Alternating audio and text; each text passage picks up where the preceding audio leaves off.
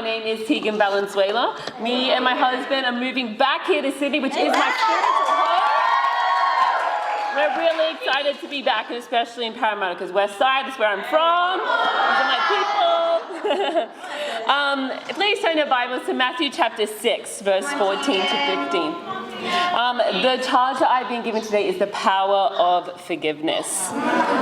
To forgive someone means to stop feeling angry or resentful towards someone for an offense, a flaw, or a mistake. We all make mistakes in life. Just as Barry was saying, we're all human. It is very easy to make mistakes in intentional, unintentional, whatever. But sometimes it's so hard to forgive when we see other people make mistakes.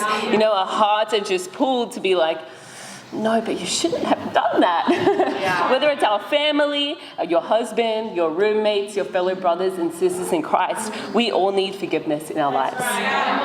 In Matthew 6, verse 14 to 15, it says, "For if you forgive other people when they sin against you, your heavenly Father will forgive you. But if you do not forgive others their sins, your Father will not forgive your sins." There is incredible power in forgiving. We see in the scripture that it's not only for you, for yourself, because I know people like to forgive so they feel free and light, but it also has power holding onto your salvation for forgiveness. It is so important, and forgiveness needs to be taken very seriously. And what is amazing is that we all have the power to forgive. Every single one of us. Forgiveness is a characteristic that God has really trained me in my life as a disciple. I know some of you know my story and some of you don't. But there was one big incident that refined my convictions on forgiveness when I was only 2 years a disciple. And that was, sorry, I didn't think I'd get emotional. Sorry, we're just talking about before how I'm not very emotional. But there was a domestic violence incident that happened with my family 6 years ago now. That it ended up with my dad in prison and my mom with a permanent brain injury in hospital fighting for her life. Come on, team. And it was really difficult. And as you see, it can leave scars on your hearts when these kinds of things happen in your life. And at this point, obviously, when something like that happens, my world was just reeling. You know, like I'm grieving, I'm trying to figure out what happened. A lot of things came to light in my parents' marriage that we didn't know were there. But there was also a lot of forgiveness that needed to happen for me to move on and to be healed. You know, and that's something very, very hard to forgive because, you know, I can understand the situation, but I was like, why? You know, these actions are not condoned, you know. But there has been incredible power in forgiveness that I worked through over years. I had to forgive my father for his brutal actions that changed my life forever. You know, my mom is alive and well and doing extremely good, but at the same time, she's not my mom. You know, she's not the same as she was before, and that can be really hard to deal with. I had to forgive my mom for her actions that led to my father feeling this way and acting out. And I had to ask God for forgiveness for myself because I had a lot of evil thoughts and a lot of bitterness that could easily come up, you know, towards my parents in the situation as well. So even I was in sin with this situation as well. And from the beginning, it started off as a daily decision to forgive. You know, sometimes we think you just forgive and forget, you know, but I had to every day just be like, I'm choosing to forgive this. I'm choosing to forgive my parents and all these things that happened. And for myself, it did set me free. You know, that is a benefit of forgiveness. When you choose to forgive, it's like a weight lifted off your shoulders. You know, I wasn't walking around angry anymore or with these thoughts or just with the resentment in my heart. Because I had to choose, as I said, daily to choose to forgive. And the forgiveness has held power not only in my life, but in my father's life as well. Previously, if you know my dad, he's a very Aussie bloke. And he despised the kingdom. Wasn't happy when I was baptized, didn't like anyone in the kingdom. But when he was in prison, the only people to talk to him and forgive him was me and Sean. No one else in my family, and still to date, no one talks to him.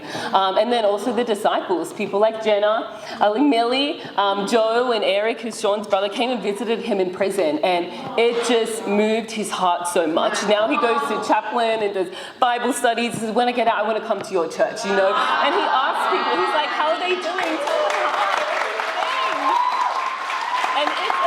amazing because it's just a decision to forgive, that really changed his life and will hopefully lead to his salvation one day. And yes, so there is great power in forgiveness for yourself and those around you also.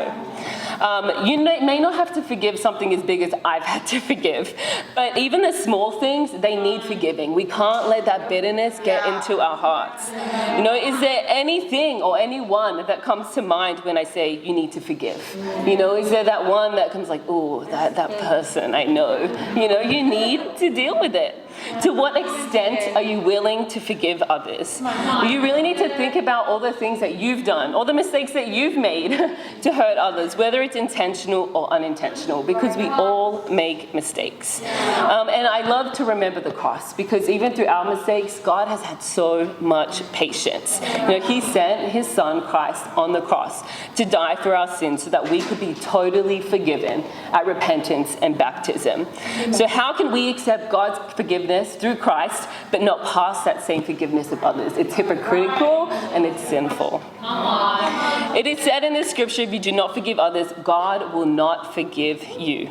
So is there any unforgiveness that rests on your heart today? I want to encourage you to deal with it quickly, because as the scripture says, it's your salvation that is at stake. We cannot expect grace for our shortcomings, but not give it to others as well.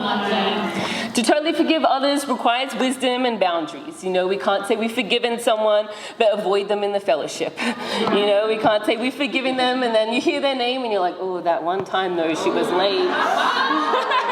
That you haven't forgiven them. The forgiveness wipes the slate clean, just as God did when we were baptized. God is very straightforward. Forgive, and you will be forgiven. Amen. The power of forgiveness rests with you. So take hold of it. You have the power to forgive, and watch how it will change your outlook, not only on life, but your eternity as well. So I want to challenge you, encourage you today to forgive quickly, wholeheartedly. If there's anything on your heart today, call the person if they're not here. Speak to them if they are. And remember the cross. Remember what Christ did for you so you could have your sins forgiven. Thank you very much.